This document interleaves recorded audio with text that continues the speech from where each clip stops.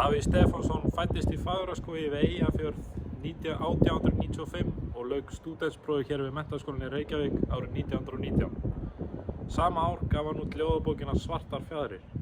Hann var eitt af ástsælustu skáldum þjóðarinnar og gaf út 10 ljóðabækur og 4 af þeim fengu sitt eigið leikrit. Ljóð Davíðs voru nýromantísk og tilfinningaþrungin en menn höfðu áður séð. Þó að Davíð hafi ekki verið tónlistarmaður sjálfur, þá kemur hann þó á ýmisan hátt við íslenski tónlistarsögu og á hann fjöldan allan af ljóðum sem aðrir listamenn hafa samið lag við.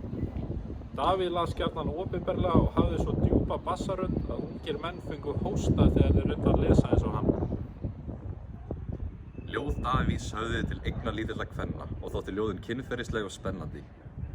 Hann skapaði nokkurs konar fantasíur fyrir ungar konur þessum tíma.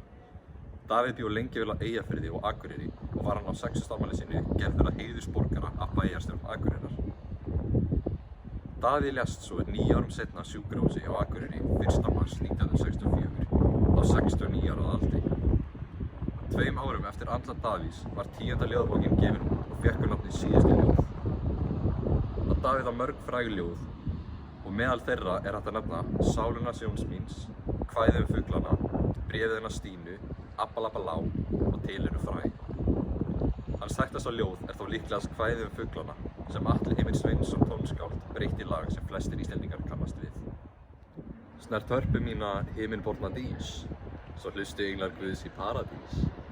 Við götu mína fann ég fjalar stúf og festi á hann streng og rauðan skúf.